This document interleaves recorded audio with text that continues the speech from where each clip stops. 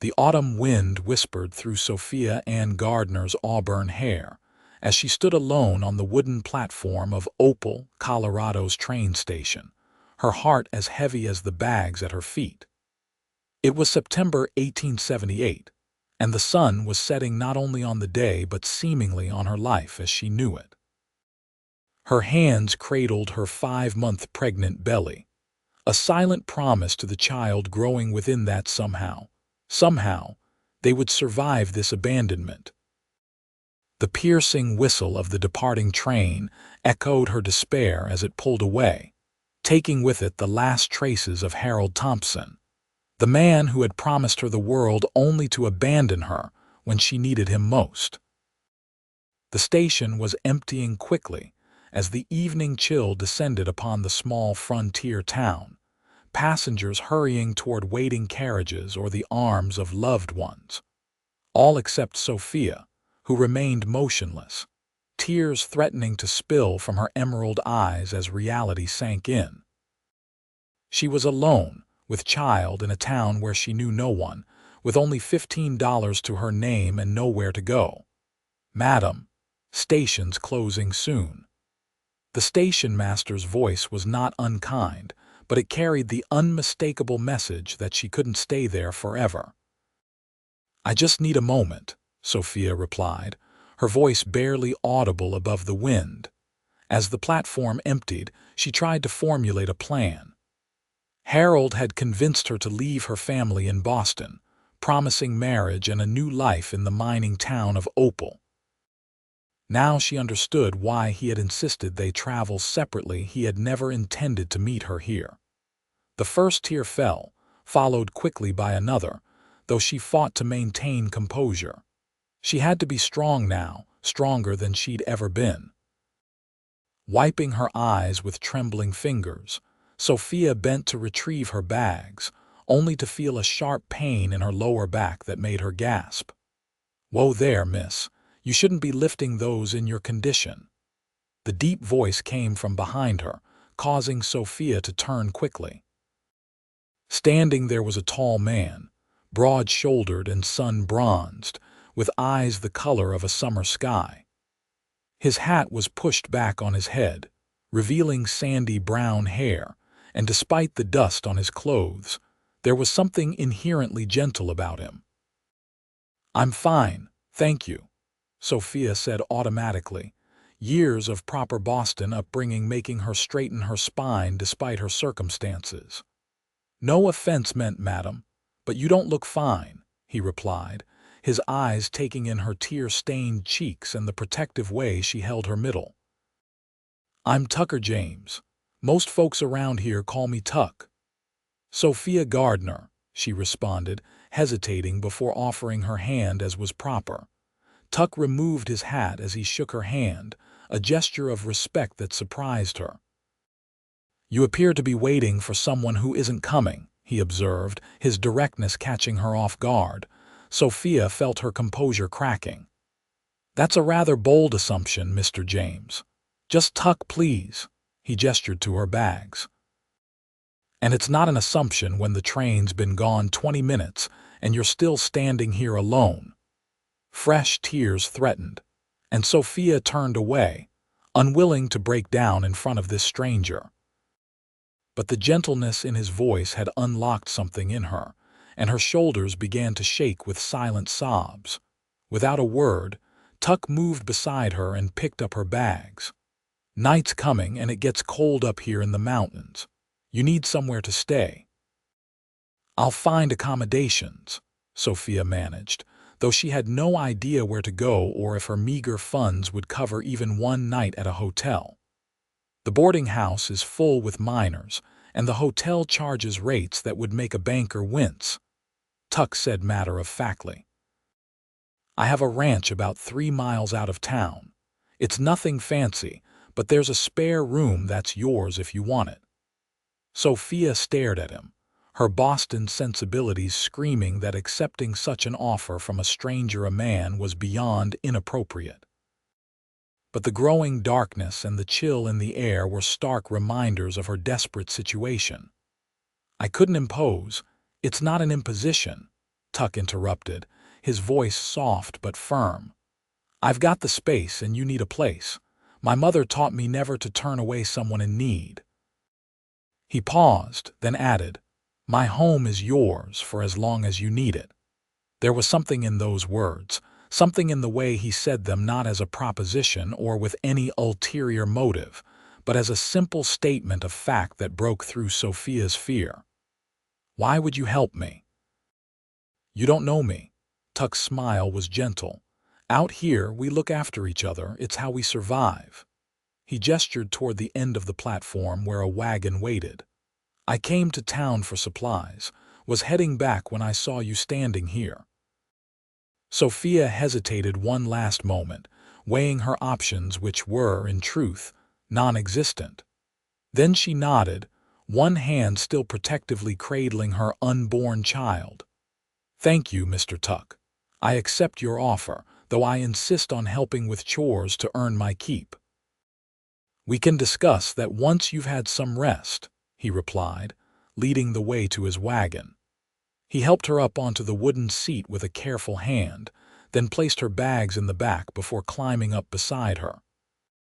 As the wagon pulled away from the station, Sophia found herself stealing glances at the cowboy beside her.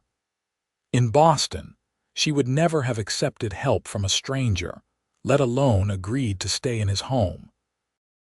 But this wasn't Boston, and she wasn't the same naive girl who had left there 3 weeks ago.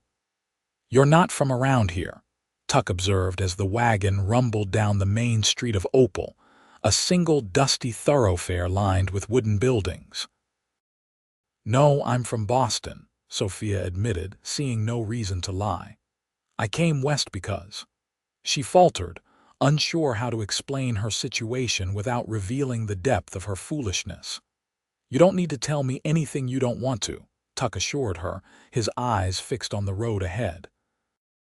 "Everyone out here is running from something or towards something, sometimes both." The kindness in his voice nearly undid her again. "I trusted someone I shouldn't have," she finally said. "He promised me a home, a future. When I told him about the baby, he said to meet him here. That he'd marry me and we'd start our life together. But he wasn't on that train," Tuck finished for her. "No, he wasn't." The admission hung in the air between them as the wagon left the town behind, the road narrowing as it wound through pine-covered hills. "His loss," Tuck said simply, and the matter-of-fact way he said it not as a flirtation, but as a statement of truth, made Sophia look at him with new eyes.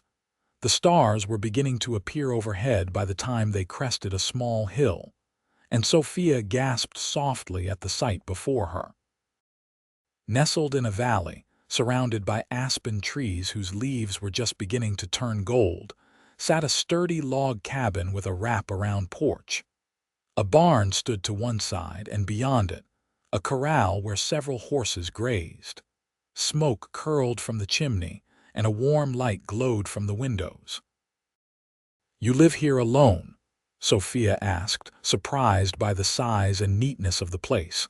"Just me and the animals," Tuck confirmed. "Had a ranch hand until last month, but he moved on to California. Been managing alone since then."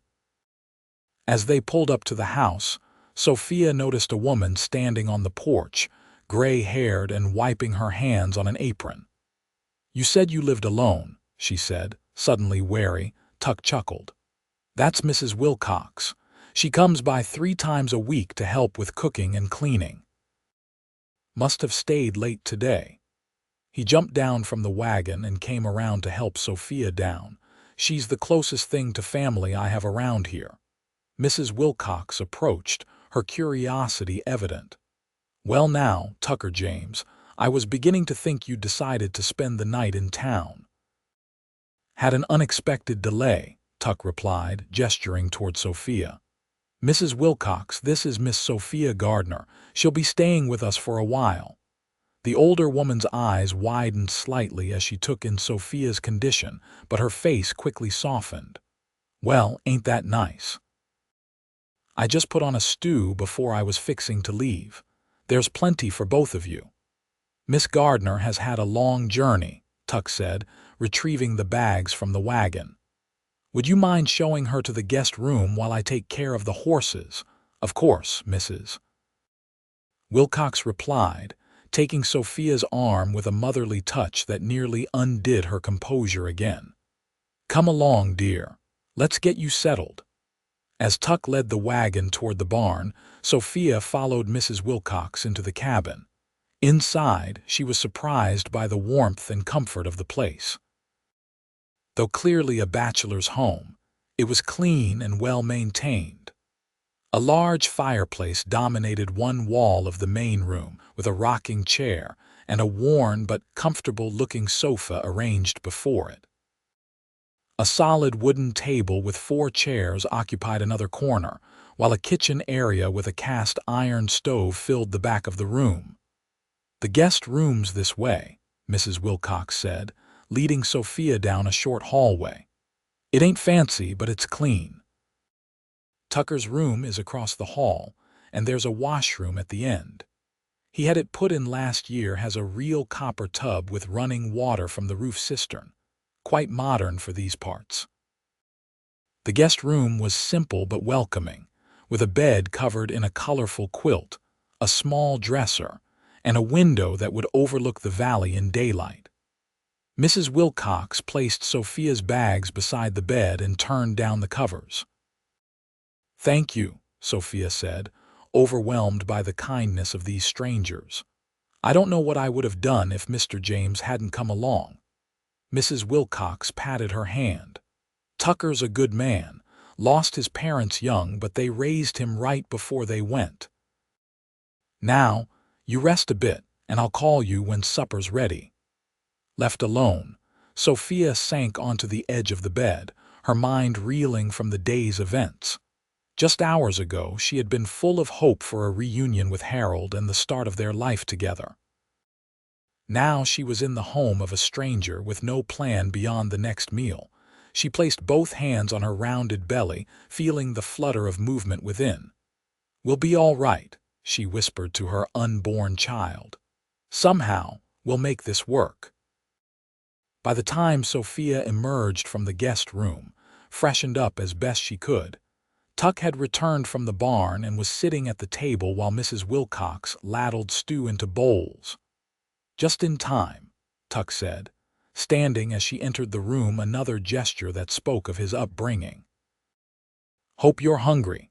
Mrs. Wilcox makes the best venison stew this side of the Continental Divide. I'm famished, Sophia admitted, taking the seat he held out for her. The smell of the rich stew made her stomach growl loudly enough for both Tuck and Mrs. Wilcox to hear, causing a blush to rise to her cheeks. Eat up, dear, Mrs. Wilcox encouraged, placing a basket of fresh bread beside the stew. You're eating for 2 now. They ate in comfortable silence for a few minutes, Sophia savoring each bite of the hearty meal. It was Mrs. Wilcox who eventually broke the quiet. So, Miss Gardner, what brings you all the way from Boston to our little corner of Colorado? Sophia hesitated, her spoon pausing halfway to her mouth. She glanced at Tuck, who gave her a slight nod, a silent assurance that she could share as much or as little as she wished. I came to be married, she finally said, deciding honesty was the best course. But it seems the gentleman in question had a change of heart upon learning of my condition. Mrs. Wilcox's face clouded with indignation. Some gentleman, she muttered. Leaving a woman in your state alone in a strange town. Why, he ought to be horsewhipped. Now, Mrs. Wilcox, Tuck interjected gently, what's done is done. Miss Gardner is safe now, and that's what matters. The older woman huffed but nodded in agreement. You're right, of course, and it's getting late. I should be heading home before my Albert starts to worry. She stood, gathering her shawl from the back of her chair. I'll be back day after tomorrow. You need anything before then, Tucker, you send word. After Mrs. Wilcox departed, a silence fell over the cabin, broken only by the crackling of the fire and the distant call of a night bird. Sophia, exhausted from the emotional day, found herself stifling a yawn. "You should get some rest," Tuck said, noticing her fatigue. "We can talk more tomorrow about arrangements." "I meant what I said about earning my keep," Sophia insisted, rising to help clear the table. "I won't be a burden." "You're not a burden," Tuck replied firmly. "And in your condition, I'm not about to have you doing heavy chores around the ranch." "I'm with child, Mr. James, not an invalid," Sophia retorted, her Boston pride flaring. "I'm perfectly capable of cooking, cleaning, and other suitable tasks." A smile played at the corners of Tuck's mouth. "Back to Mr. James, are we? I thought we'd moved past that." Sophia couldn't help but return his smile. "Tuck then, but my point stands." "Fair enough," he conceded. "We'll figure out a way for you to help that doesn't risk your health or your baby's. Deal?" He extended his hand. "Deal," Sophia agreed, shaking his hand firmly. As their fingers touched, she felt an unexpected warmth spread through her, and she quickly withdrew her hand, attributing the sensation to her exhaustion. "Good night, Miss Gardner," Tuck said softly as she headed toward the guest room. "Sophia," she corrected, pausing at the hallway. "If I'm to call you Tuck, you should call me Sophia." His smile widened, transforming his already handsome face into something that made her heart skip a beat. "Good night, Sophia." "Good night, Tuck," she replied, retreating to her room before he could see the blush rising to her cheeks. As she prepared for bed, Sophia tried to make sense of the day's events. She had arrived in Opal expecting to begin a new life with Harold, only to find herself abandoned. And yet, instead of facing disaster, she had found herself in the home of a kind stranger who asked nothing of her in return for his generosity. It was too much to process in her exhausted state. As she slipped beneath the quilts, Sophia decided that tomorrow would be soon enough to worry about her future. For tonight, she was safe, warm, and fed, and that was more than she had dared hope for just hours ago. The baby shifted within her, a gentle reminder of the responsibility she carried. "Good night, little one," she whispered, placing a protective hand over her belly. "We've found shelter for now. Tomorrow we'll find our way." With the sound of the wind in the aspens outside her window and the distant howl of a coyote, Sophia drifted into the deepest sleep she had known since leaving Boston, her dreams mercifully free of the fear and uncertainty that had been her constant companions. Morning came with the soft glow of sunrise filtering through the curtains of the guest room. For a moment, Sophia was disoriented, forgetting where she was.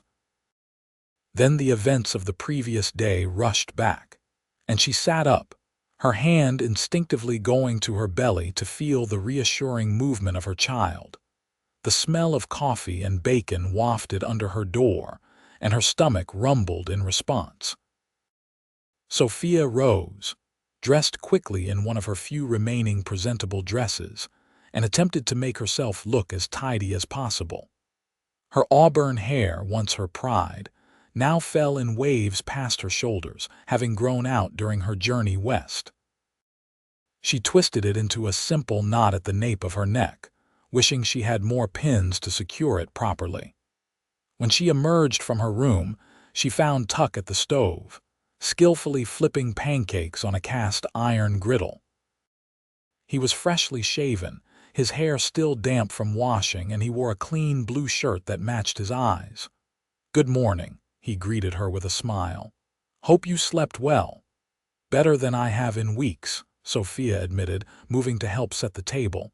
"I didn't expect you to cook breakfast."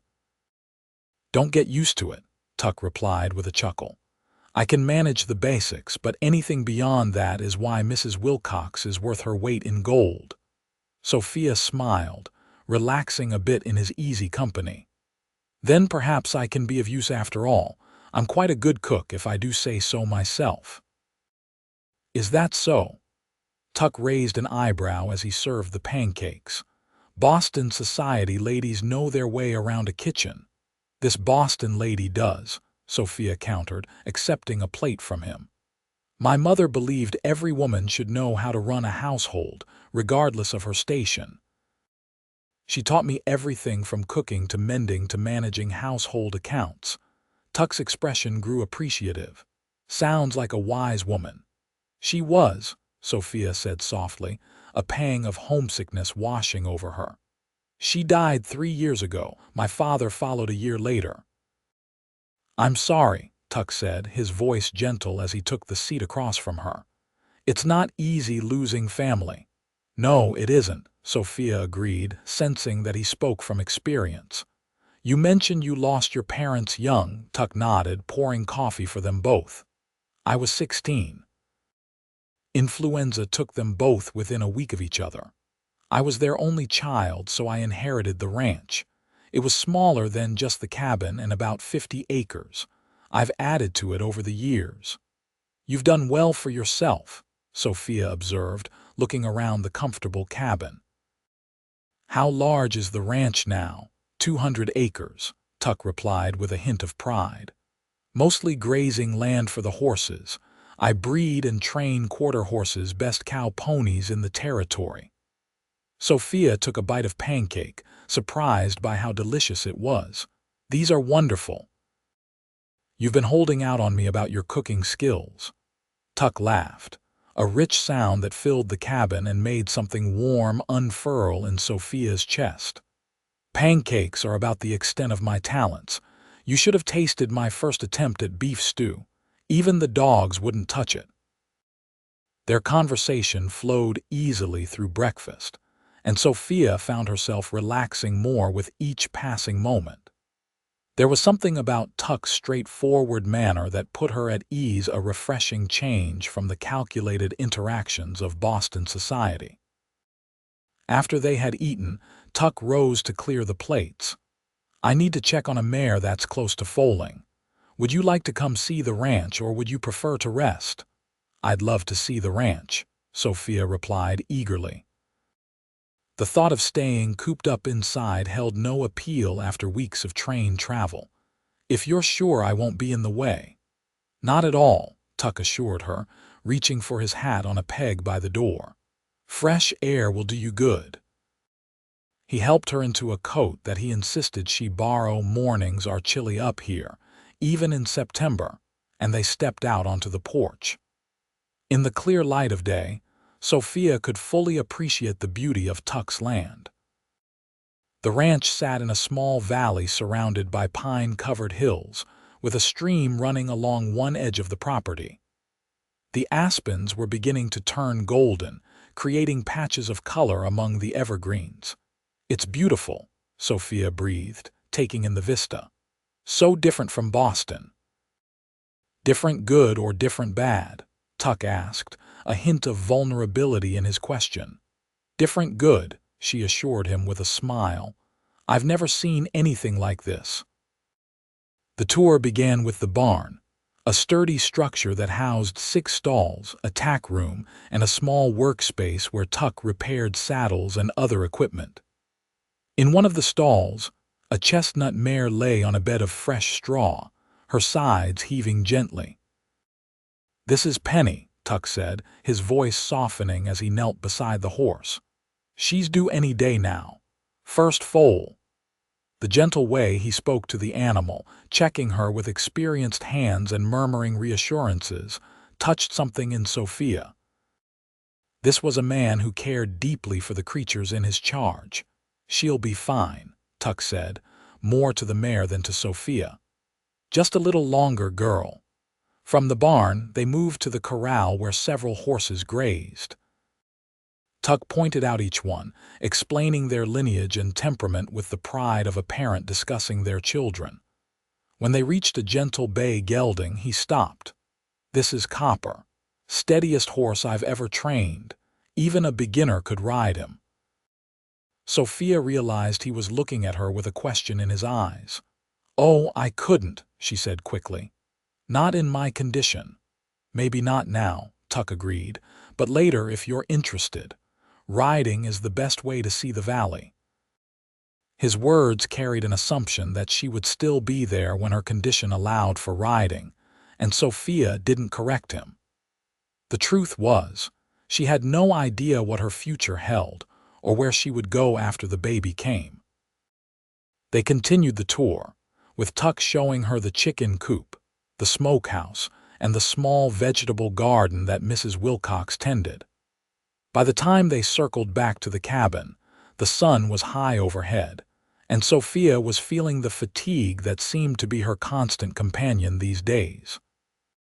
"You should rest," Tuck said, noticing her slowing pace. "I've got work to do in the barn anyway. Make yourself at home." "I think I will lie down for a bit," Sophia admitted, reluctant to end their time together but recognizing her body's needs. "Thank you for showing me around." "Your ranch is wonderful. It's a good place," Tuck agreed, his eyes scanning the property with evident satisfaction. "Lonely sometimes, but good." There was something in his tone that resonated with Sophia's own loneliness, and she found herself reaching out to touch his arm briefly. "Thank you again for your kindness yesterday. I don't know what would have become of me if you hadn't been there." Tuck's eyes met hers, and for a moment, something passed between them, a connection that transcended their brief acquaintance. "You'd have figured something out," he said softly. "You strike me as a woman who doesn't give up easily." Sophia smiled, warmth spreading through her at his words. "I'm learning to be that woman," she replied. "Necessity is a powerful teacher." As she retreated to the cabin for her rest, Sophia found herself thinking about the cowboy who had so unexpectedly entered her life. There was a solidity to him, a dependability that was worlds apart from Harold's charm and empty promises. But she reminded herself sternly that she was in no position to be noticing such things. Her priority had to be her child and finding a way to provide for them both. Yet as she drifted into a nap, it was Tuck's kind blue eyes and gentle smile that followed her into her dreams. The next few days established a rhythm to life at the ranch.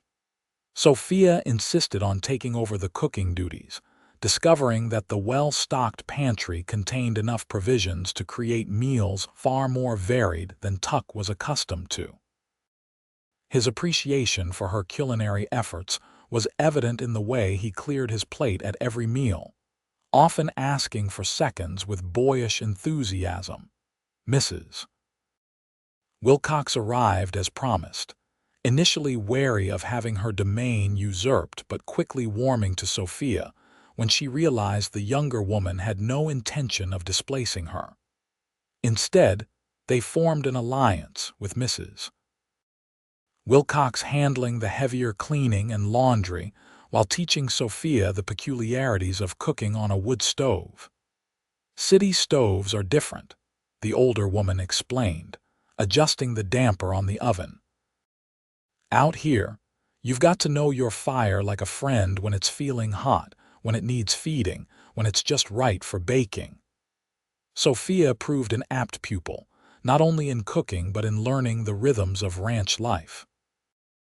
When she wasn't helping around the cabin or resting, she often sat on the porch, mending Tuck's shirts or darning his socks, tasks she insisted on doing despite his protests that she needn't work so hard. "I enjoy it," she told him truthfully one evening as they sat before the fire, she with her mending basket, he with a piece of harness he was repairing. "It makes me feel useful." "You're useful enough just by being here," Tuck replied without looking up from his work. "The place feels more like a home with you in it." His words warmed her more than the fire, but they also brought a tinge of sadness. This temporary arrangement couldn't last forever, and she had yet to figure out what her next steps would be. A week after her arrival, Penny the mare went into labor just after midnight. Tuck's gentle knock on her door roused Sophia from sleep. "Sorry to wake you," he said when she opened the door, wrapped in the quilt from her bed. "Penny's time has come. I thought you might want to see."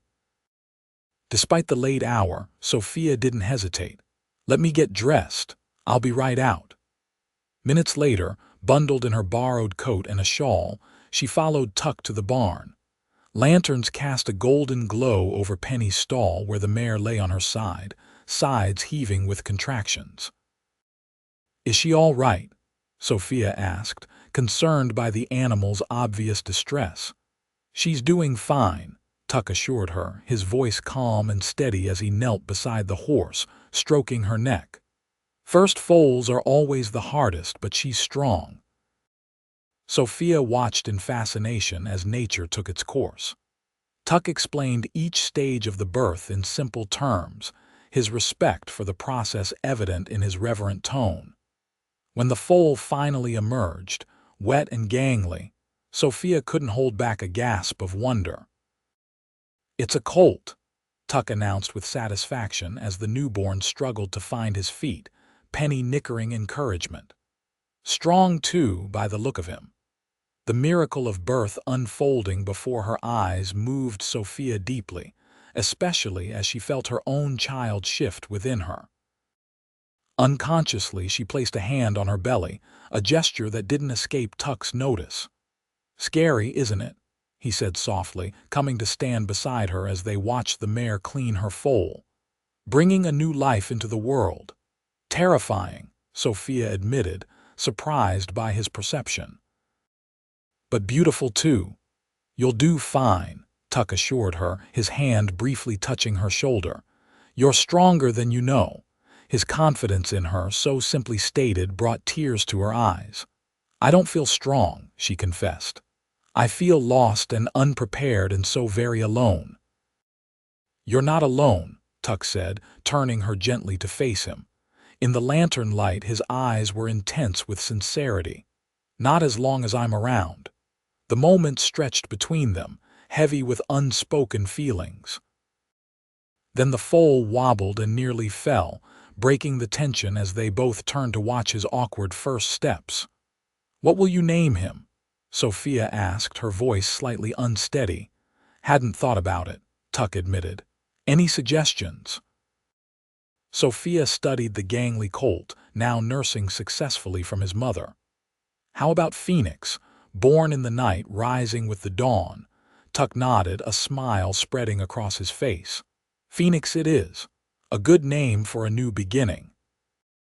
They remained in the barn until nearly dawn, watching over mare and foal until both were resting comfortably. As they walked back to the cabin in the gray light of early morning, Sophia found herself wondering if Tuck's words about new beginnings might apply to more than just the colt. The birth of Phoenix marked a turning point in Sophia's time at the ranch. Having shared that intimate moment with Tuck, she felt a deeper connection to him and to the land he loved. The ranch was becoming home in a way she hadn't expected, and the thought of eventually leaving grew more painful with each passing day. September gave way to October, bringing cooler temperatures and spectacular colors to the aspen groves. Sophia's pregnancy advanced, her belly growing more pronounced, the baby's movements stronger. Tuck, ever observant, made subtle accommodations for her changing condition. A footstool appeared by her favorite chair. The rocking chair from the main room was moved to the porch where she liked to sit in the afternoons, and he began to take on more of the heavier household tasks without comment. It was during one of these afternoons on the porch, with Sophia shelling peas for dinner while watching Tuck work with a young horse in the corral, that Mrs. Wilcox broached the subject that had been on all their minds. "Have you thought about what you'll do when the baby comes?" the older woman asked, her hands busy with her own bowl of peas. Sophia sighed, her rhythm faltering. "I've thought of little else, to be honest. I have some skills I could teach, music or literature, perhaps find work as a governess. But with a newborn, it won't be easy, Mrs. Wilcox agreed, her tone sympathetic rather than judgmental. "A woman alone with a child, no family to speak of. Folks can be unkind." "I'm aware," Sophia said quietly, remembering all too well the whispers that had followed her once her condition became noticeable in Boston. It was partly why she had been so eager to believe Harold's promises of marriage and a new start. Mrs. Wilcox was quiet for a moment, watching Tuck as he guided the young horse around the corral with patient commands. "He's changed since you came," she finally said. "Smiles more, talks more too." Sophia followed her gaze, her heart quickening as Tuck looked up and waved to them. She waved back, unable to suppress a smile. "He's been very kind." "Kind, yes," Mrs. Wilcox agreed. "But it's more than that, I think." She set aside her bowl and turned to face Sophia directly. "Tucker James is the finest man I know. Lost his parents young, built this place up from almost nothing, never complains even when times are hard. But he's been lonely. A man needs more than horses and land to make a life." "Mrs. Wilcox, I'm not meddling," the older woman interrupted with a knowing smile. "Well, perhaps I am, just a little, but I've seen the way he looks at you when you're not watching, and I've seen how you look at him too."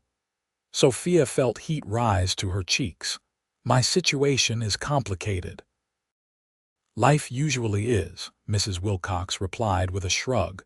"Doesn't mean you don't deserve happiness." She patted Sophia's hand and stood, gathering her bowl. "Just something to think about."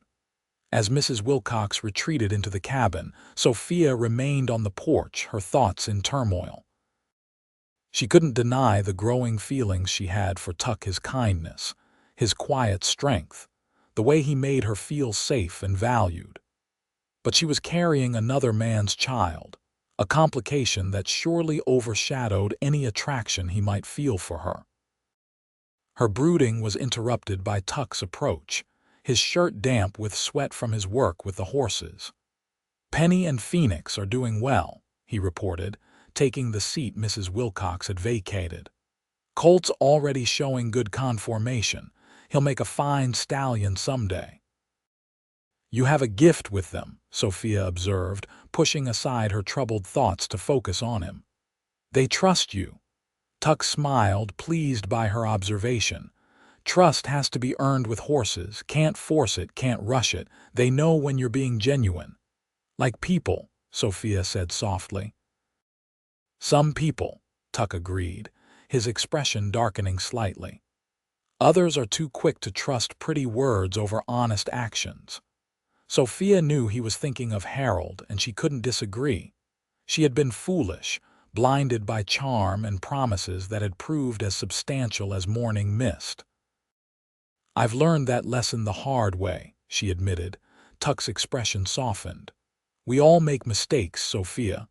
What matters is how we recover from them." He reached out hesitantly and placed his hand over hers. "You're doing just fine on that count." The warmth of his touch sent a tremor through her that had nothing to do with the cool autumn air. For a moment, she allowed herself to imagine a future here, with this man who had shown her nothing but kindness and respect. But reality intruded, as it always did, reminding her of the child she carried, a permanent connection to a man who had abandoned them both. "Tuck," she began, then hesitated, unsure how to express the turmoil within her. "I'm grateful for everything you've done for me, for us," she corrected, her hand moving to her belly. "But I can't stay here forever. You know that, don't you?" "Why not?" The question was simple, direct, typical of his straightforward nature. But the intensity in his eyes suggested the answer mattered more than he was letting on. "Because this is your home, not mine," Sophia replied, trying to be equally direct. "Because I came here by accident, not by design. Because eventually I need to find my own way. And if I asked you to stay—" The words hung in the air between them, laden with meaning. Sophia's breath caught in her throat. "You don't know what you're asking," she finally managed. "I'm having another man's child, Tuck. That's not a small thing." "I know exactly what I'm asking," he countered, his voice steady despite the emotion visible in his eyes. "And I know it's not a small thing. But neither is finding someone who fits into your life like they were always meant to be there." Before Sophia could respond, A rider appeared at the edge of the property, approaching at a gallop that suggested urgency. Tuck rose, his hand moving instinctively to the pistol he wore whenever he worked outside. "Stay here," he instructed, moving to the edge of the porch as the rider drew closer. Sophia recognized the town's doctor, a man she had met briefly during one of their trips into Opal for supplies. "Dr. Williams," she said, rising despite Tuck's instruction. "Something must be wrong." The doctor reined in his horse sharply as he reached the cabin. "Tucker," he called, dismounting quickly. "There's been an accident at the Blackwood mine. Tunnel collapse. Men trapped. They're calling for every able-bodied man to help with the rescue." Tuck was already moving, heading for the barn. "How many trapped?" "At least a dozen," the doctor replied grimly. "I'm gathering supplies, then heading back. They'll need medical help once they're brought out." "I'll saddle up and join you," Tuck called over his shoulder, disappearing into the barn. Dr. Williams turned to Sophia, noticing her for the first time. "Miss Gardner, isn't it? Tucker mentioned you were staying here. How are you feeling?" "I'm well, thank you," Sophia replied automatically, her mind racing with worry for the trapped miners and for Tuck, who was about to ride into danger. "Is there anything I can do to help?" The doctor hesitated, assessing her condition. "In your state, you should stay here. But if you could prepare bandages, clean cloths, anything that might help with injuries, I can collect them on my way back through." "Of course," Sophia agreed quickly. "I'll have them ready." By the time Tuck emerged from the barn, leading his saddled horse, Sophia had gathered her wits enough to meet him at the bottom of the porch steps. "Be careful," she urged, fear making her voice quaver. "Please." "I will," he promised, his hand briefly cupping her cheek in a gesture that spoke volumes. "Don't worry, I'll be back before you know it." But as she watched him ride away with Dr. Williams, Sophia couldn't shake the feeling of dread that settled over her. Their conversation, so important, so revealing, had been interrupted at a crucial moment, and now he was riding into danger without knowing how she felt. The hours that followed were among the longest of Sophia's life. True to her word, she prepared bandages and gathered clean linens, then continued to find tasks to keep her hands busy while her mind cycled through worst-case scenarios. Mrs. Wilcox arrived mid-afternoon, having heard about the mine collapse, and together they prepared food that could be easily transported to the rescue site. "He'll be fine," Mrs. Wilcox assured her repeatedly, though Sophia could see the worry in the older woman's eyes as well. "Tucker James is as sturdy as they come." Darkness fell with no word from town, and Sophia found herself standing on the porch, straining to hear hoofbeats on the road. When Dr. Williams finally appeared shortly before midnight, he was alone, and Sophia's heart nearly stopped until he called out, "He's still at the mine. Ask me to let you know he's all right." "The miners?" Sophia asked as the doctor dismounted wearily. "We got 7 out alive, doctor." Williams replied, his face haggard with exhaustion. 5 bodies recovered, still working on reaching the last few." Sophia helped him gather the supplies they had prepared, listening as he described the rescue efforts. Tuck, he said, had been instrumental in shoring up the damaged tunnel, allowing rescuers to reach the trapped men. "He's a good man, your Tucker," the doctor commented as he prepared to leave. "Town's lucky to have him. You too, I'd wager." "He's not my," Sophia began, then stopped, realizing the futility of the denial. In some indefinable way, Tuck had become hers, just as she had become his. The realization both terrified and elated her. After the doctor departed with promises to send Tuck home as soon as possible, Sophia tried to rest, but sleep eluded her. Instead, she sat in the rocking chair by the fire, her hands busy with mending while her mind wrestled with the feelings she could no longer ignore. Dawn was breaking when she heard a horse approaching. Rushing to the door, Sophia watched as Tuck rode slowly into the yard, exhaustion evident in the slump of his shoulders. His clothes were filthy with coal, dust, and dirt, and there was a makeshift bandage around his left hand. Sophia was down the porch steps before he had fully dismounted, reaching him just as his feet touched the ground. "You're hurt," she said, taking his bandaged hand gently. "It's nothing," Tuck assured her, though he winced when she touched his hand. "Just a cut from a broken beam." Doc Williams cleaned it up. "Come inside," Sophia insisted, leading him toward the cabin. "You need to rest." "Horse needs tending first," Tuck protested weakly, but Sophia was already untying the reins and looping them over a hitching post. "I'll take care of him in a minute," she promised. "You're about to fall over." Too exhausted to argue further, Tuck allowed her to guide him into the cabin and onto the sofa.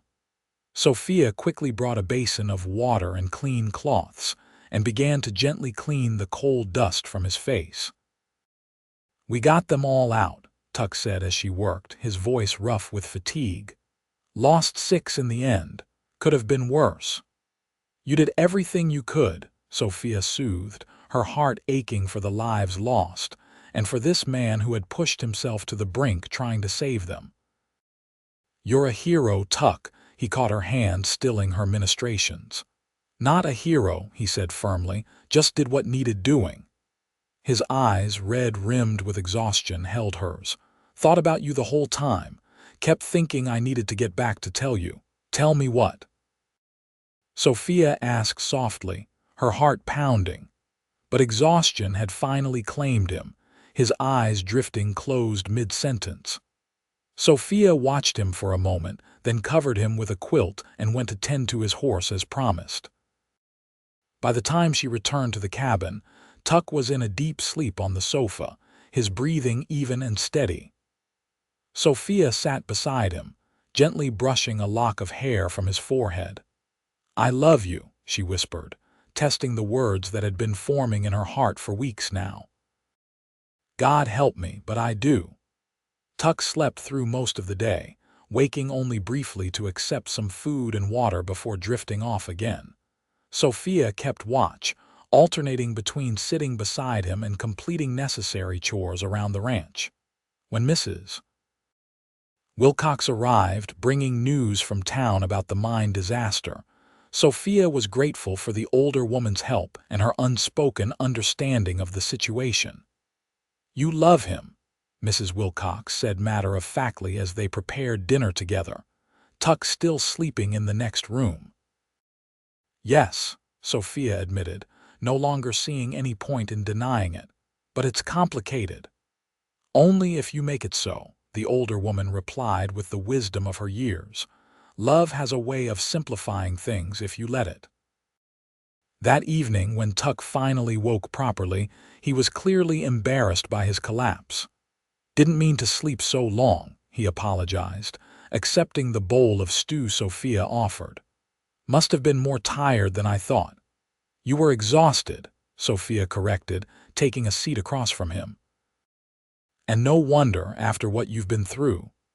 They ate in companionable silence, Tuck's appetite returning with his strength. When he had finished, he stretched carefully, wincing slightly at sore muscles. "Think I'll clean up and turn in properly," he said, rising from the table. "Still feeling the effects?" "Of course," Sophia agreed, gathering the dishes. "We can talk tomorrow." Tuck paused, studying her face. "About what I started to say earlier, it can wait," Sophia interrupted gently. "You need rest." He nodded reluctantly and headed for his room, leaving Sophia to wonder if she had made a mistake in postponing the conversation. But it seemed wrong to have such an important discussion when he was still recovering from his ordeal. The next morning, Sophia woke to find Tuck already up and about, tending to the animals despite her protests that he should rest another day. "Chores don't do themselves," he replied with a shrug, though he did agree to stick to lighter tasks. By mid-morning, with the essential work completed, Tuck suggested they check on Penny and Phoenix. The colt was thriving, already showing signs of the fine horse he would become.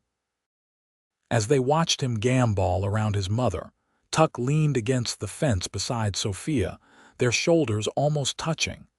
"About what I was going to say yesterday," he began, his voice steady despite the nervousness she could sense in him. "Before I fell asleep on you." "Yes," Sophia prompted when he hesitated. "I've been thinking about our conversation on the porch before the mine collapse," Tuck continued, his eyes fixed on the horses rather than on her. "About you saying you can't stay here forever." Sophia's heart began to race. "I remember." "The thing is," Tuck said slowly, "I want you to stay, not just for now, not just until the baby comes. For good." He turned to face her then, his blue eyes earnest. "I know it's fast. I know your situation is complicated. But I've never been more certain of anything in my life than I am about you, Sophia Gardner." Sophia felt tears welling in her eyes. "Tuck, I'm carrying another man's child," she reminded him, the words painful but necessary. "Most men wouldn't. I'm not most men," he interrupted firmly. "And that child is a part of you, which means I already care for him or her. Will care for them if you'll let me." "You'd raise another man's child as your own?" Sophia asked, scarcely able to believe what she was hearing. Without hesitation, Tuck confirmed. "Family isn't just about blood, Sophia. It's about choice, and I choose you, both of you." The tears spilled over then, running unchecked down Sophia's cheeks. "I don't deserve you," she whispered. "That's where you're wrong," Tuck replied, reaching out to wipe away her tears with gentle fingers. "You deserve everything good in this world. I just hope I can be part of that goodness for you." "You already are," Sophia assured him, covering his hand with her own. "You have been from the moment you carried my bags at that train station." Tuck's smile was radiant. "Does that mean you'll stay? That you'll consider a future with me?" "Yes," Sophia said simply, her heart too full for elaborate declarations. "Yes to staying. Yes to a future. Yes to everything, Tuck." His kiss was gentle, reverent, a promise sealed without words. When they finally parted, both slightly breathless, Sophia couldn't help but laugh softly at the wonder of it all. "What's so funny?" Tuck asked, his arms still around her as much as her rounded belly would allow. "Just thinking about how differently things turned out than I expected," Sophia replied. "When Harold abandoned me at that station, I thought my life was over. Instead, it was just beginning." "Sometimes the best journeys start with a detour," Tuck said, pressing a kiss to her forehead. "Speaking of journeys, there's something I want to ask you, but it can wait if you think it's too soon." "Ask," Sophia encouraged, sensing what was coming but wanting to hear him say the words. Tuck took a deep breath, then went down on one knee before her, still holding her hands. "Sophia Anne Gardner, I know we haven't known each other long, but I love you more than I thought possible. Would you do me the extraordinary honor of becoming my wife?" "Yes," Sophia replied without hesitation, joy bubbling up within her like a spring. "Yes, Tucker James, I will marry you." When he rose and kissed her again, Sophia felt as though her heart might burst with happiness. This was not the future she had imagined when she left Boston, but it was infinitely better than anything she could have dreamed. The news of their engagement spread quickly through the small community of Opal. Mrs. Wilcox, predictably, was delighted, taking credit for having seen the match coming from the start. Dr. Williams offered his congratulations along with a promise to check on Sophia's pregnancy more regularly now that she would be staying.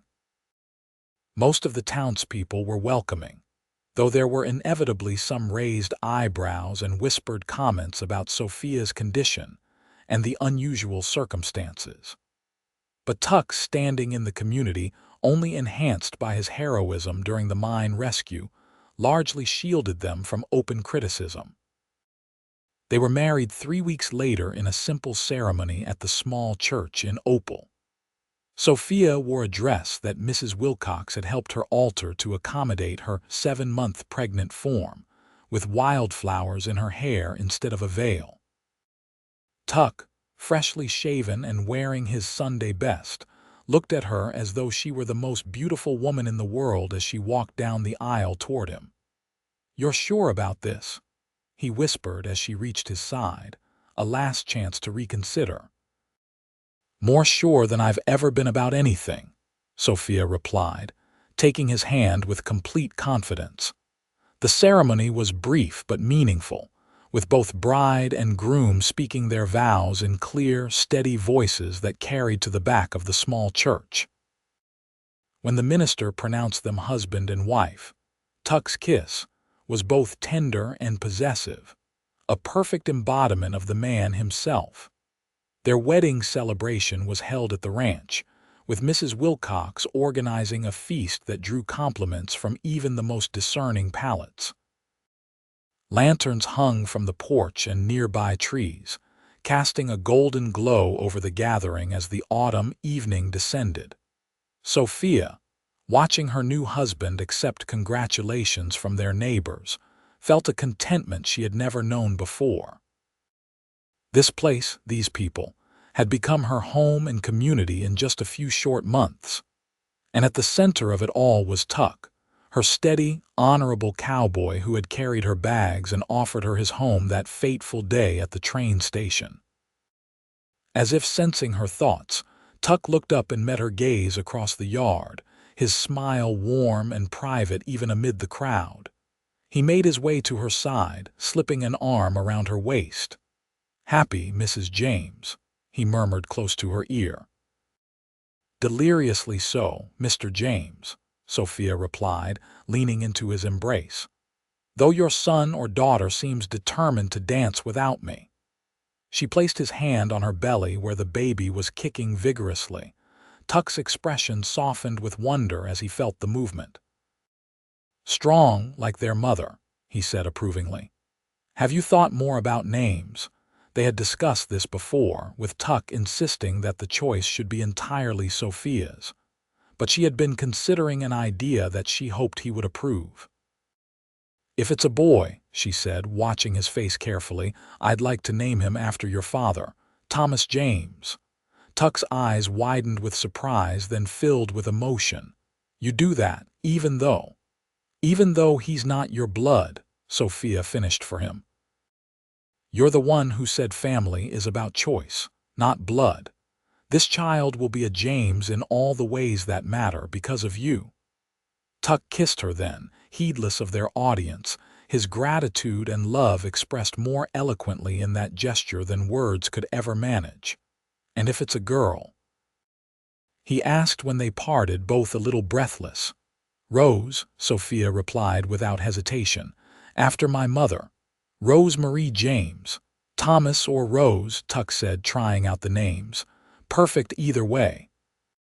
As their guests began to depart, calling final congratulations and well wishes, Tuck and Sophia stood on the porch of their home, truly theirs now, in every sense, watching the last of the wagons disappear down the road. "Ready for bed, Mrs. James?" Tuck asked, his arm still securely around her waist. "More than ready," Sophia confirmed, smiling up at her husband. "It's been quite a day." Their first night as husband and wife was a gentle exploration, mindful of Sophia's advanced pregnancy but no less passionate for the care they took. Afterward, lying in Tuck's arms in what was now their shared bedroom, Sophia marveled at the journey that had brought her here. "When I think about how close I came to missing this," she murmured, her head resting on Tuck's chest where she could hear the steady beat of his heart. "If you hadn't been at that station that day." "But I was," Tuck reminded her, his hand stroking her hair. "Right place, right time. Providence," Sophia suggested, thinking of all the coincidences that had aligned to bring them together. "It's like we were meant to find each other." "I believe that," Tuck agreed, his voice soft in the darkness. Some things are just meant to be, no matter what stands in the way. As she drifted toward sleep in the safety of her husband's arms, Sophia said a silent prayer of gratitude for the man who had found her at her lowest moment and seen not a burden but a blessing. Whatever challenges lay ahead, they would face them together, a family forged not by circumstance but by choice and love. The weeks leading up to the birth were busy ones at the James Ranch. Winter was approaching, and there was much to do to prepare for the harsh Colorado season. Tuck worked from dawn to dusk, stocking firewood, making repairs to the cabin and barn, and ensuring the animals would be comfortable during the cold months ahead. Sophia, despite her increasingly unwieldy form, insisted on doing her part. She preserved the last of the garden's harvest, stocked the pantry with staples from town, and worked with Mrs. Wilcox to prepare the small room adjacent to the main bedroom as a nursery. Tuck had built a cradle of pine wood, sanded smooth and stained a warm honey color, while Sophia sewed tiny garments and quilted a soft blanket for their coming child. December arrived with the first heavy snowfall, transforming the ranch into a winter wonderland that took Sophia's breath away. Having never experienced a Colorado winter, she was unprepared for the pristine beauty of the snow-covered valley or the bone-deep cold that accompanied it. "It's beautiful," she said, standing at the window watching fat flakes drift down from a slate-gray sky. "But I think I prefer it from in here." Tuck laughed, coming to stand behind her with his arms around her, his hands resting on her belly where their child active as ever was making its presence known. "Smart woman. Most newcomers want to go play in the first snow until they realize just how cold it really is." "The baby likes it when you talk," Sophia observed, feeling the flutter of movement beneath Tuck's hands. "Always seems to kick more when you're near." "Good ears," Tuck approved, bending to speak directly to her rounded middle. "That'll serve you well out here, little one. You've got to listen carefully to learn all the important things your mama and I have to teach you." The tenderness of the moment brought tears to Sophia's eyes, a common occurrence in these last weeks of pregnancy. Tuck, now well accustomed to these emotional swings, simply held her closer and pressed a kiss to her temple. "Not long now," he murmured, a mixture of excitement and anxiety in his voice. "Any day," Sophia agreed, having passed the date Dr. Williams had estimated for the birth. "I'm ready to meet this little person, and to see my fate again," she added with a rueful smile, looking down at where her belly obscured the view. "Your feet are still there," Tuck assured her solemnly. "I checked this morning, all 10 toes accounted for." His teasing made her laugh, as he had intended, and the moment of melancholy passed. This was one of the things Sophia loved most about her husband, his ability to lift her spirits with just a few words or a gentle touch. That night, as they lay in bed with the sound of wind whistling around the cabin corners, Sophia felt the first unfamiliar pain. It started as a tightening across her lower back, then wrapped around to her belly in a wave that took her breath away.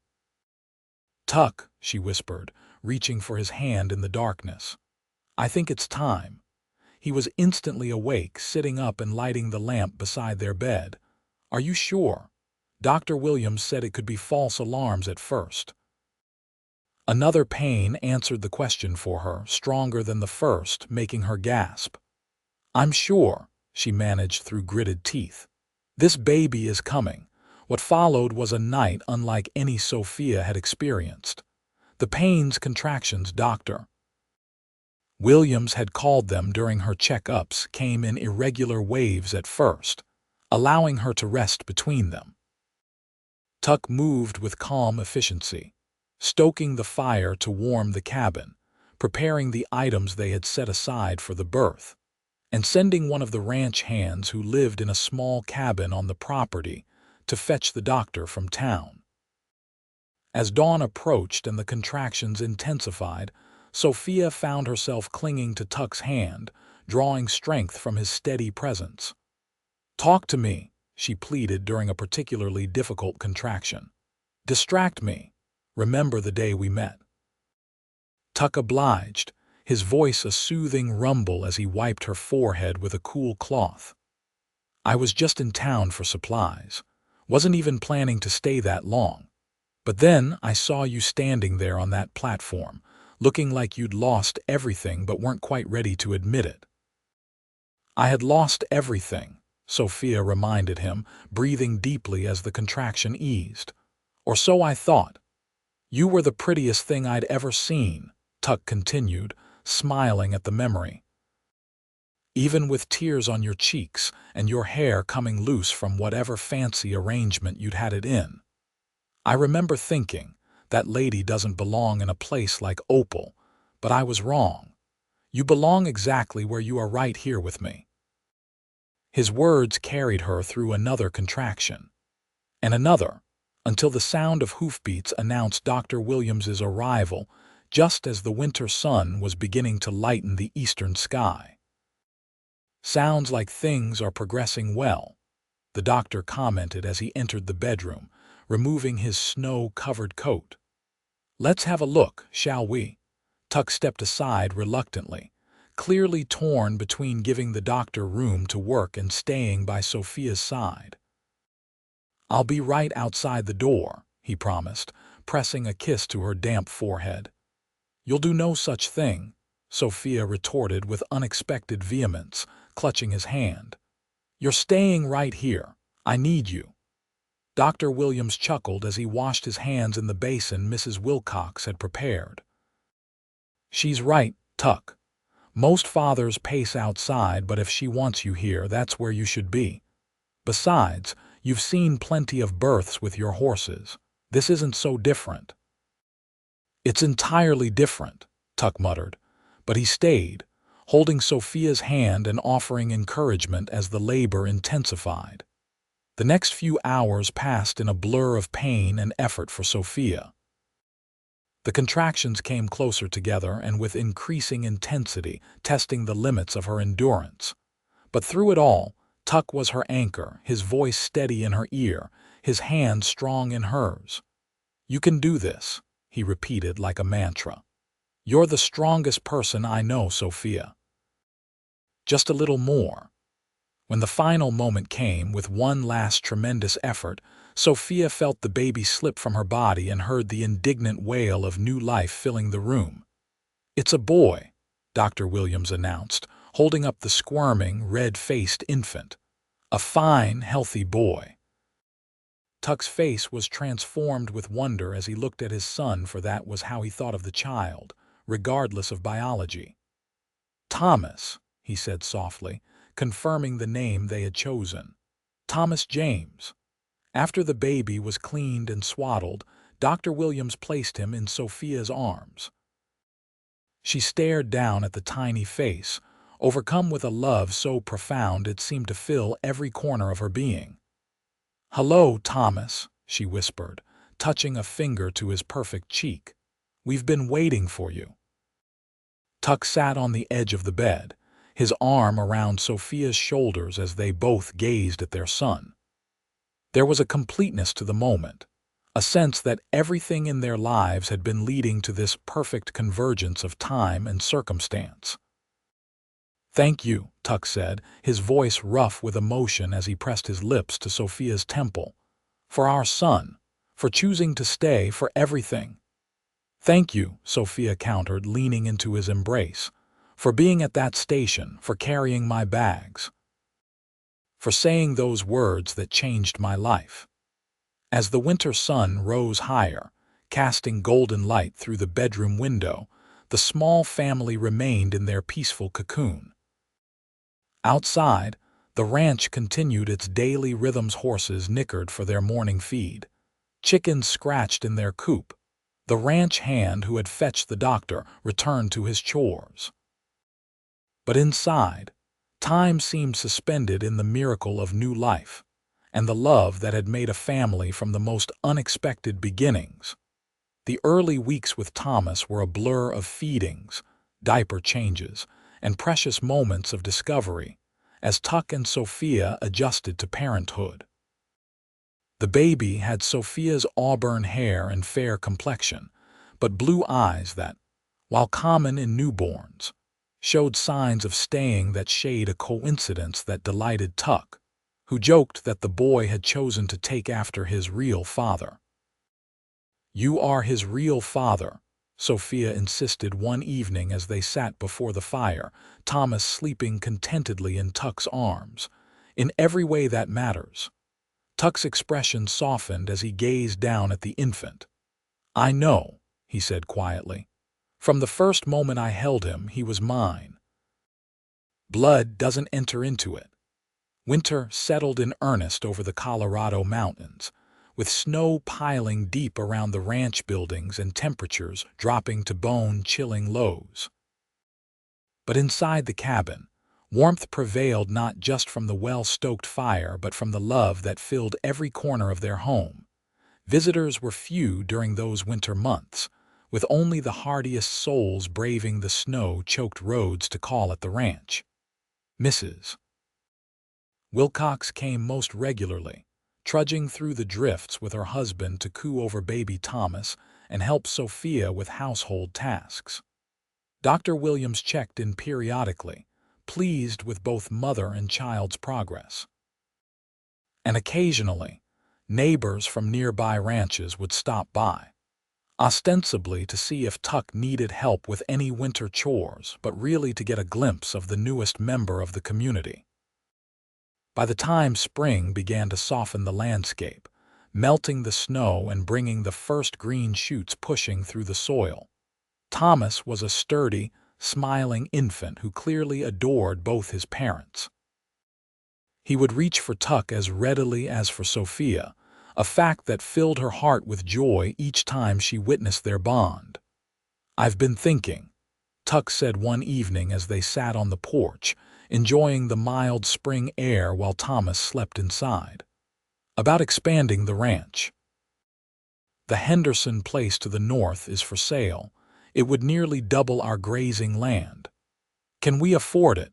Sophia asked, practical as always when it came to finances.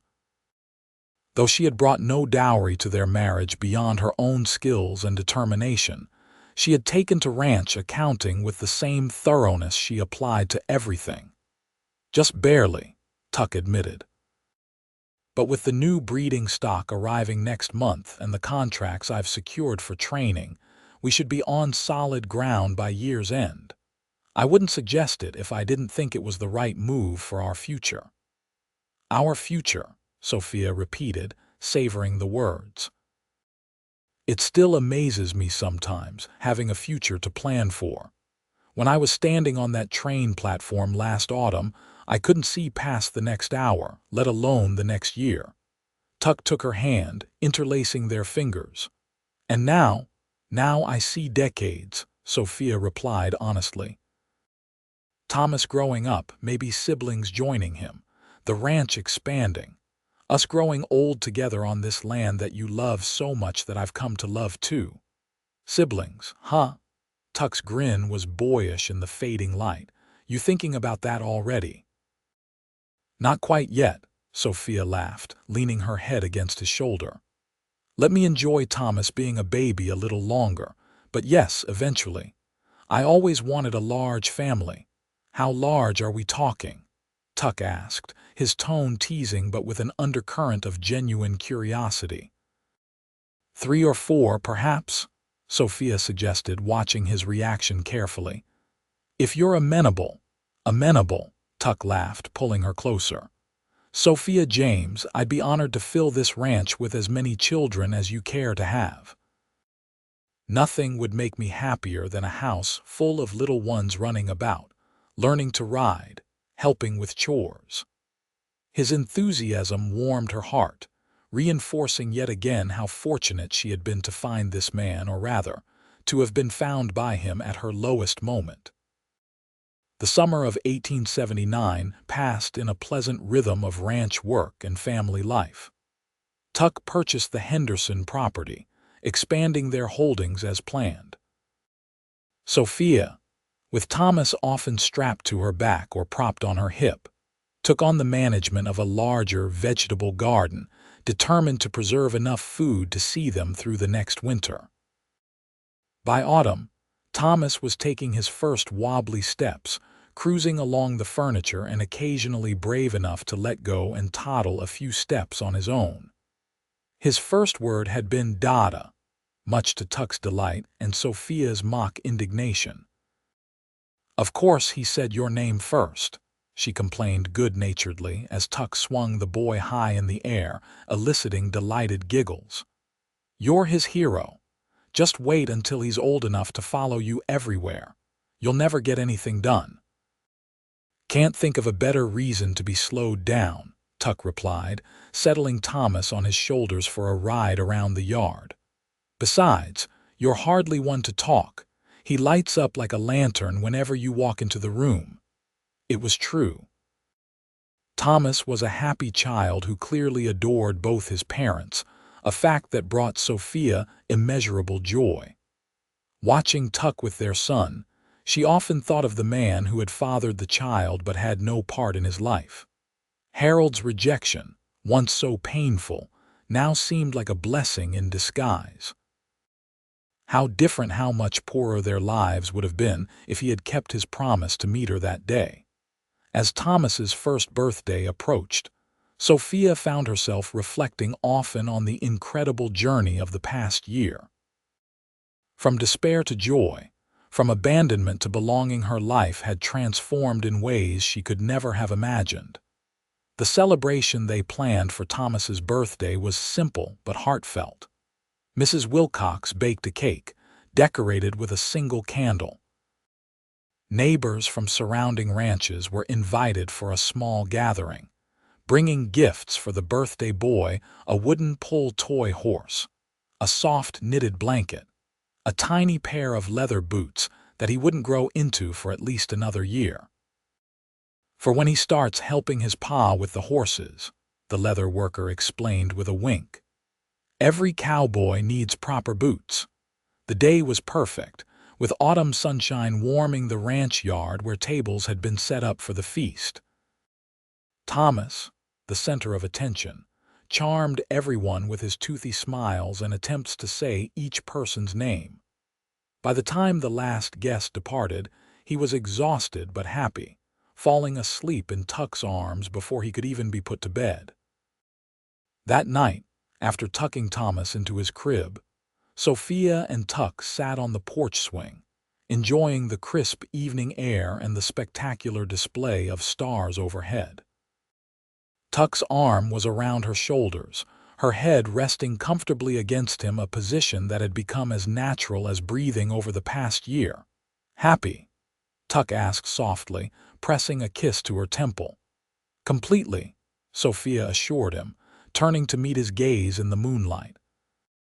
"This past year has been the happiest of my life."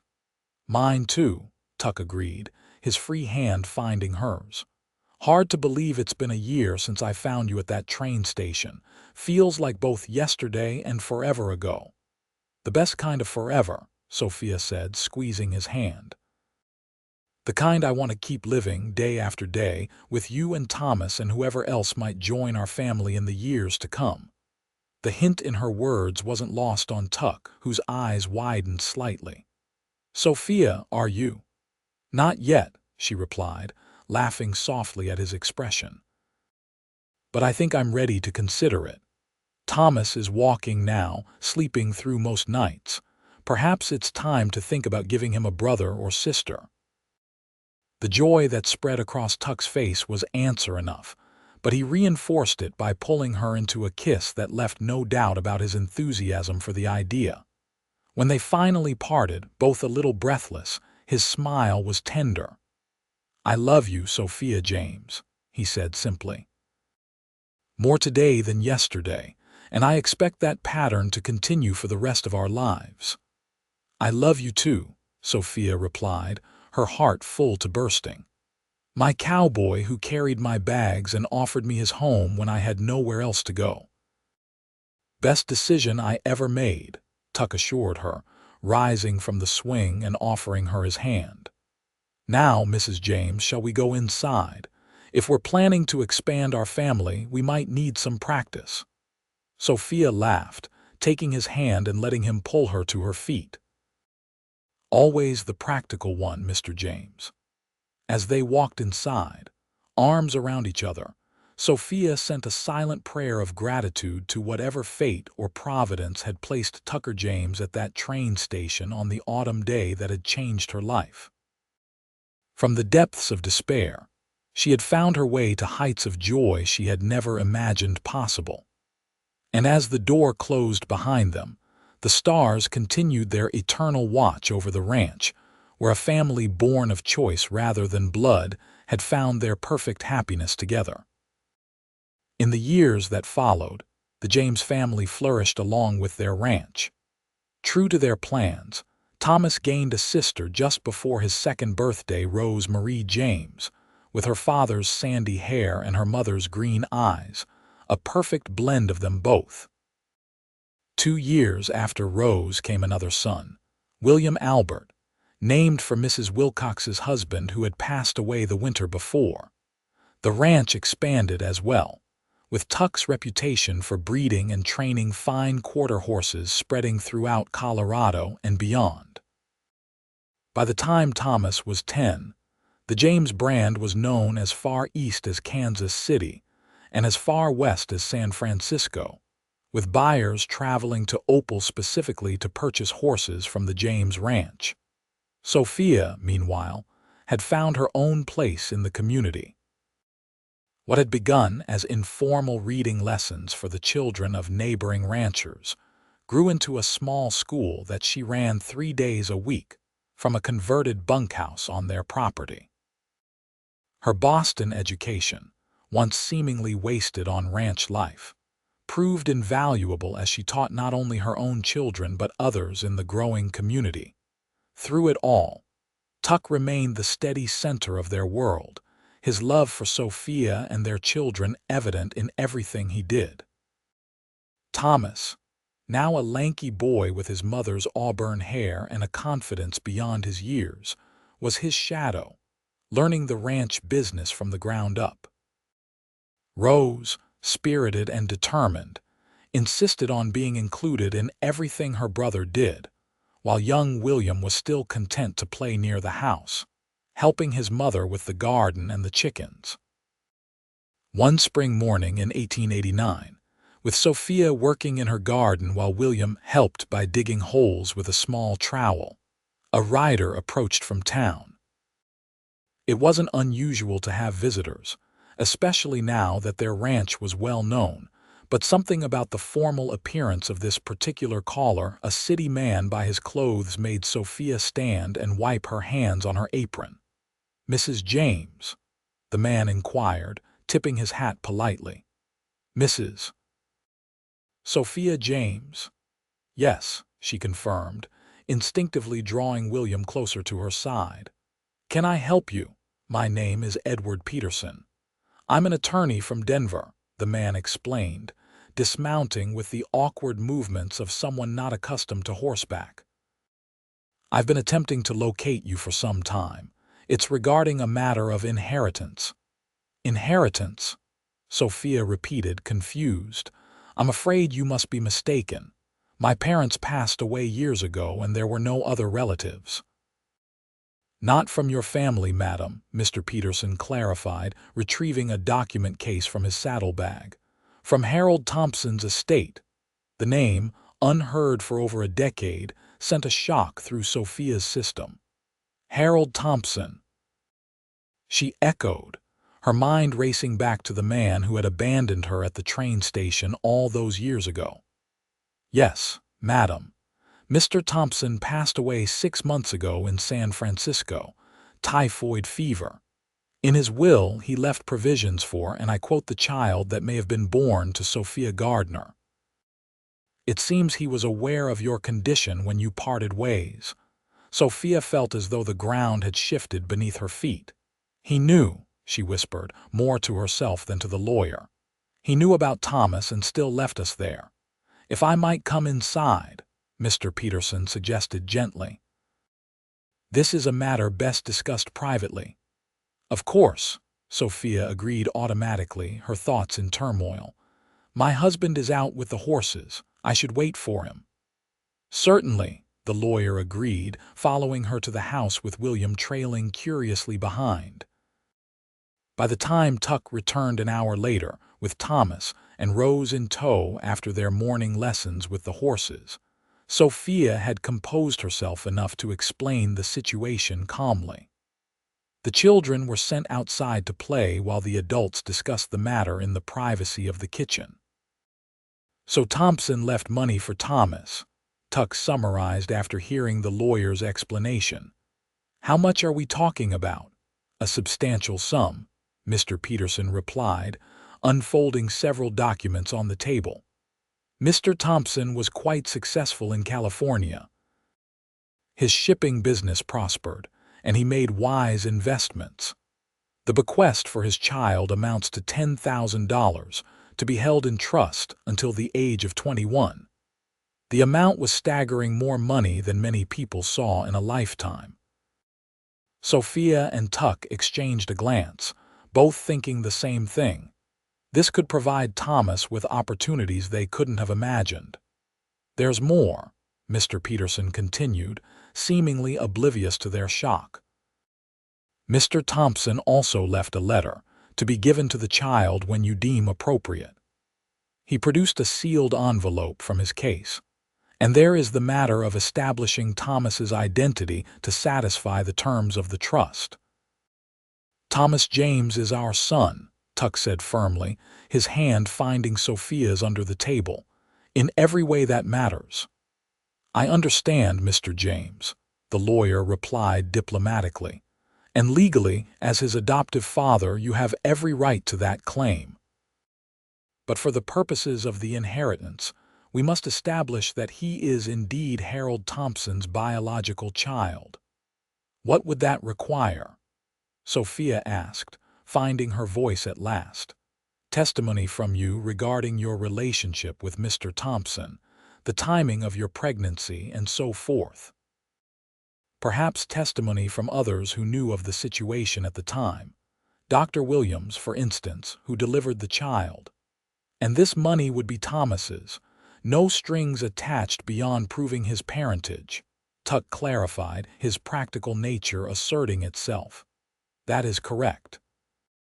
The funds would be held in trust, with you as trustees, until Thomas reaches majority. At that time, he would have full control of the inheritance, including any interest accrued." Tuck and Sophia exchanged another look, years of marriage allowing them to communicate without words. This was a decision they needed to make together, carefully considering all implications.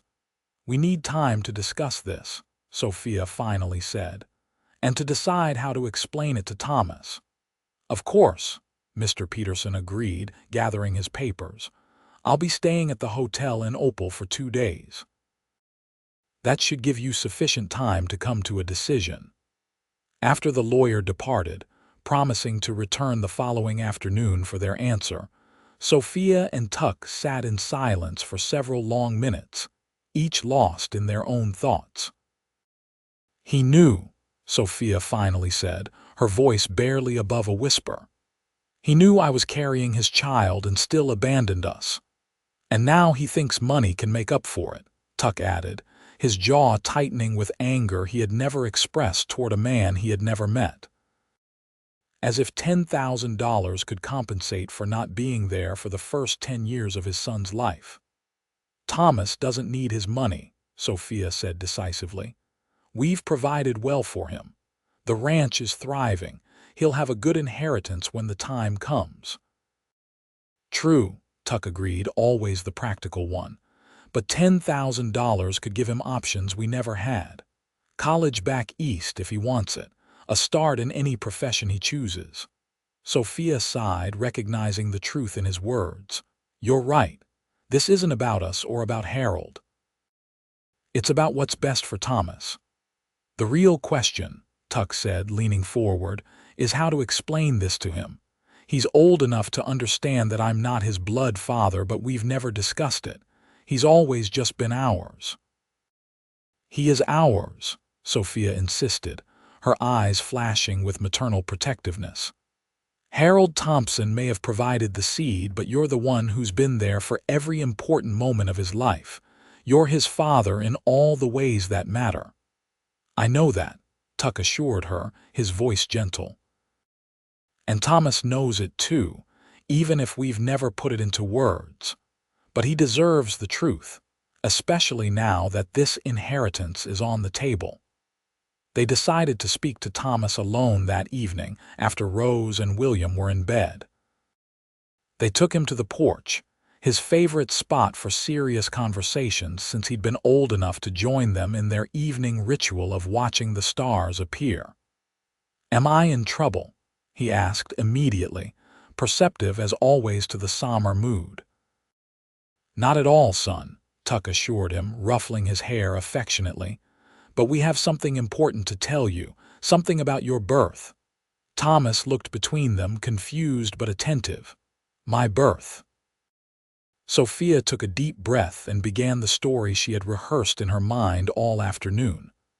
"Before I met your father, before I came to Colorado, I was engaged to another man. His name was Harold Thompson." "The man from the train station," Thomas said, surprising them both. "The one who didn't show up." "You know about that?" Sophia asked, astonished. Thomas shrugged. "Mrs. Wilcox told me the story once, about how Pa found you at the station and brought you home. She said it was the most romantic thing she'd ever heard." Tuck chuckled despite the seriousness of the moment. "Trust Mrs. Wilcox to spin it that way." "Well, she didn't tell you everything," Sophia continued, gathering her courage. "Harold Thompson, the man who didn't meet me at the station, was going to be my husband because I was going to have a baby. His baby." She reached for Thomas's hand. "You, Thomas." There was a moment of complete silence as the boy processed this information, his brow furrowed in the exact way Tuck's did when he was working through a complex problem. "So Pa isn't really my pa?" he finally asked, his voice small. "I am your father," Tuck said firmly, placing his hand over the joined hands of Sophia and Thomas. "Not by blood, but by choice. From the first moment I held you, you were my son. Nothing will ever change that." Thomas looked at him, blue eyes searching blue eyes. "But this Harold Thompson was my real father. By blood." "Yes," Sophia confirmed gently. "But he never knew you. He chose not to be part of our lives." "Until now," Tuck added, explaining about the lawyer's visit and the inheritance. Thomas was quiet for a long time, digesting this new understanding of his origins. "Does this mean I have to go live with his family?" he finally asked, the fear evident in his voice. "No," Sophia exclaimed, horrified by the thought. "No, sweetheart. Harold has passed away, and even if he hadn't, you belong here with us. You're a James, not a Thompson. But the money is yours if you want it," Tuck explained. "Money that could help you when you're grown for education or to start your own ranch or whatever you choose to do." "What do I have to do to get it?" Thomas asked, practical like his father. "We'd have to prove you're Harold's son," Sophia explained. "But that's just paperwork. It doesn't change who you are or who your real family is." Thomas nodded slowly, processing. "And there's a letter from him to me." "Yes," Tuck confirmed. "You can read it now if you want or wait until you're older. It's your choice." After another long pause, Thomas looked up at them both. "I want to read it now, with both of you." The letter, when opened, was brief but revelatory. Harold Thompson explained that he had been a coward, afraid of the responsibility of fatherhood and marriage. He had convinced himself that Sophia would be better off without him, that she would find someone more worthy to care for her and the child. He expressed regret for his actions and hoped that the money might in some small way make amends for his absence. "He was right about one thing," Thomas said after they had read the letter together. Mom did find someone better to take care of us." He looked at Tuck with undisguised admiration. "You?" Tuck swallowed hard, emotion making it difficult to speak. "I'm the lucky one, son. Getting to be your father has been the greatest privilege of my life." The three of them sat together on the porch for a long time after that, talking about what the inheritance might mean for Thomas's future and answering his questions about Harold Thompson. By the time they sent him to bed, the boy seemed at peace with his newly discovered origins. "You're still my pa," he assured Tuck as he headed inside, "no matter what any paper says." After Thomas had gone to bed, Sophia and Tuck remained on the porch processing the events of the day. "He took it well," Tuck observed, his arm around Sophia's shoulders. "Better than I expected." "He's your son," Sophia replied simply. "Steady and practical, just like you. Blood doesn't enter into it." Tuck smiled at hearing his own words from years ago echoed back to him. "No, it doesn't. But I'm glad Thompson did one good thing in the end, providing for Thomas's future." "It doesn't make up for what he did," Sophia said, a remnant of old hurt in her voice. "But I can't bring myself to be angry anymore. If he had kept his promise, if he had met me at that station and married me as planned, I would never have found you. Thomas would have had a different father. Rose and William wouldn't exist. Our whole life would be unrecognizable." "So what you're saying," Tuck teased gently, "is that we should be grateful to the man for being a coward and abandoning you." "In a strange way, yes," Sophia admitted with a small laugh. "His worst moment led to my best. That day at the train station, when everything seemed to be falling apart, was actually the first day of the life I was meant to live all along." Tuck pulled her closer, pressing a kiss to her temple. "I thank God every day for leading me to that station at exactly the right moment, for giving me the courage to speak to you, for putting the right words in my mouth." "My home is yours," Sophia quoted softly, the words that had changed everything. Simple words, but they meant the world to me that day. "And they're still true," Tuck assured her. "This home, this life we've built, it's yours, Sophia. It always will be." As they sat together under the vast Colorado sky, the ranch quiet around them, Sophia reflected on the extraordinary journey that had brought her to this moment. From the desperate young woman abandoned at a train station to the confident wife, mother, and teacher she had become, it was a transformation she could never have imagined on that autumn day in 1878. And at the heart of it all was the cowboy beside her, the man who had carried her bags and offered her shelter when she needed it most, who had loved her child as his own without hesitation, who had given her two more beautiful children and a life filled with purpose and joy. "I love you, Tucker James," she said, turning to meet his gaze in the moonlight. "More today than yesterday, and less than tomorrow," he finished for her, the familiar exchange as comforting as a favorite blanket. "I love you too, Sophia James. Always have, always will." Their kiss, tender and familiar after years of marriage yet still containing the spark that had drawn them together, was a renewal of the promise they had made to each other long ago.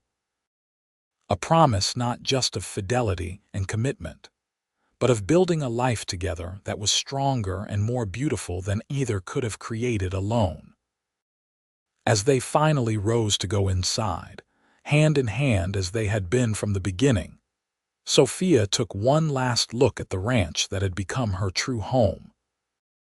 The moonlight silvered the buildings, the corral where horses dozed standing up, the garden she had expanded year by year, the schoolhouse where she taught the children of Opal 3 days a week.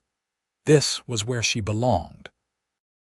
Not in Boston with its rigid society, not with Harold Thompson and his belated regrets, but here with the cowboy who had seen past her desperate circumstances to the woman she could become. The man who had offered his home and in doing so had given her the greatest gift of all, A family built on choice and love rather than obligation or blood. "Coming?" Tuck asked from the doorway, holding out his hand. "Yes," Sophia replied, taking his hand and stepping inside. "I'm home."